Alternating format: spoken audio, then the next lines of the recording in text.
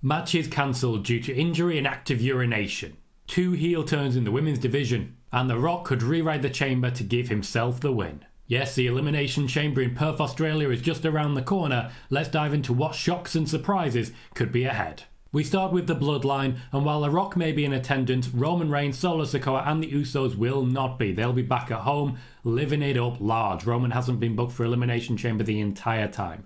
The Rock, meanwhile, may want to see who ends up facing off with Seth Rollins, although Seth Rollins and Cody Rhodes have their own thing to be getting on with. There was a plan for a Damage Control match, but they're taking their time with this one as Damage Control storyline is still very much in the early days and likely to extend well beyond WrestleMania. One thing I could have seen was a tag match Bayley and Dakota Kai versus the Kabuki Warriors Kairi Sane and Asuka. The main reason for this is that Dakota Kai will be turning on Bayley. They are saving this for a little further down the line at this point, but Bayley will be turned on, Bayley will be isolated, and Bayley has the entirety of Damage Control to work her way through in the coming months. Plus, a new heel on the Raw side who may find her way to Bayley. The appearance of Seth Rollins and Cody Rhodes on the Grayson Waller effect is no accident. Grayson Waller versus Seth Rollins was penciled in during the days when CM Punk was still going to be winning the match in the Elimination Chamber to get himself to the World Heavyweight Championship. There was even talk of a tag match, Seth and Punk versus Grayson Waller and Austin Theory.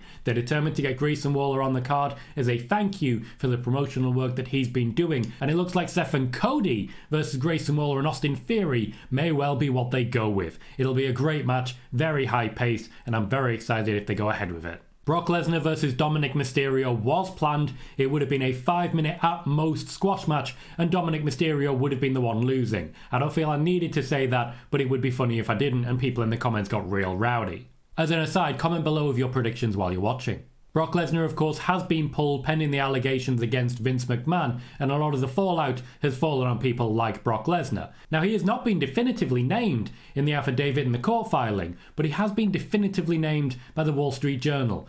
How do you get past that one? In the end, there will be no Brock Lesnar at Elimination Chamber, but there will be a Dominic Mysterio as part of the overall Judgment Day, all arriving in style. It's their night, and very much Rhea Ripley's night.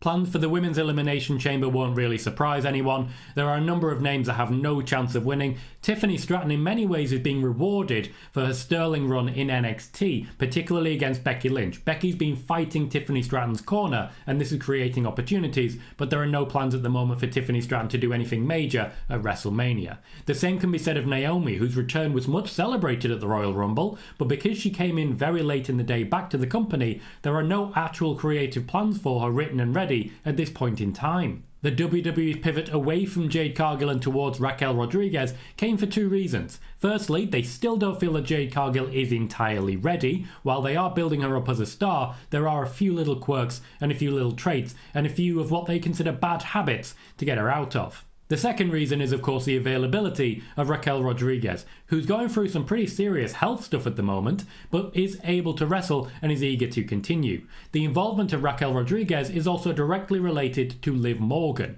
There is talk of a big Liv Morgan heel turn that Liv Morgan herself has been pushing for. This is believed to be something that can get her back to the top, potentially in feuds against Becky Lynch once again, or against Bayley in something very fresh that we haven't seen before. For WrestleMania, they're trying not to push her too hard because she was re-injured after being brought back early. Raquel Rodriguez has a former tag team partner of Liv Morgan. That tag team going in against the Kabuki Warriors at WrestleMania, possibly of other teams involved as well, certainly is a situation that I can see unfolding. That could be the point at which Liv Morgan turns on Raquel Rodriguez. Raquel Rodriguez is written out for a little while and Liv Morgan is elevated pretty heavily because, much like when she was turned on by Rhea Ripley, if you can't beat them, join them. This leaves us with only 2 real potential winners, even though the WWE have made it very clear who's actually going to win this. Now, Bianca Belair does have history with Rhea Ripley, particularly in NXT, but they also, just after last year's WrestleMania, did have a stare down that is expected to come to fruition at WrestleMania 41.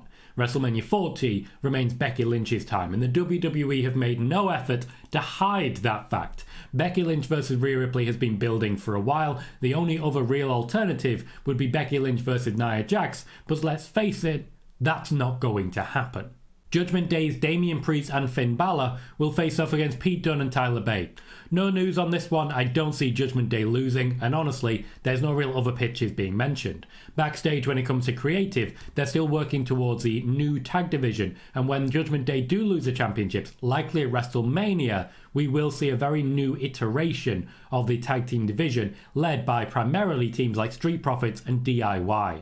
There are creative pitches that involve The Rock getting involved in the men's Elimination Chamber match. I'll go through the 6 people first and then talk about why they might be doing this. The Elimination Chamber for the men once again comes down to just 2 possibilities and 1 clear favourite, but let's go through everyone who's not going to be involved.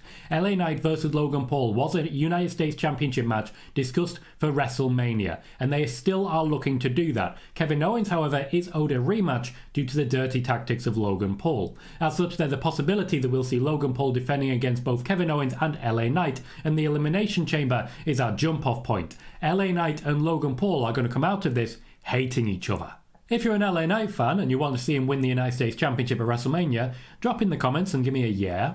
This leaves us with Bobby Lashley, who has absolutely no chance of winning this match. The most likely scenario for Bobby Lashley is Lashley and the Street Profits versus Karrion Kross and AOP, either during WrestleMania or, more likely, the go-home show before it. I don't think these guys make it to the actual main card, despite the fact that there are currently 15 matches planned. Randy Orton should be considered a legitimate challenger for Seth Rollins, but Randy Orton versus Solo Sikoa has been mentioned for WrestleMania quite a few times already. Randy Orton will be firmly in the Cody Rhodes camp, fighting off the Bloodline. This is where The Rock could be getting more involved and essentially stealing what would have been Randy Orton's role. More on that shortly. Drew McIntyre is the overwhelming favourite. He picked up the win over Cody Rhodes recently, and if you watch my WTF wrestling video on Drew McIntyre's contract, you may be pleasantly surprised to hear that there is further good news on that horizon. Indeed, while I can't say with 100% certainty, there are now rumours coming out of the WWE that Drew McIntyre has signed a new contract, will win the Elimination Chamber, and will go on to face Seth Rollins. The WWE are incredibly confident, and if he hasn't signed, that sure screams that he's absolutely going to. What I will say is that Drew McIntyre has always been waiting for championship runs, and the injury to CM Punk certainly created a huge opportunity for Drew McIntyre, and this goes long term. Drew McIntyre is unlikely to win the championship at WrestleMania, primarily because of Damian Priest, but I would still be willing to bet money that the main event of SummerSlam will be a champion Drew McIntyre defending against a returning CM Punk.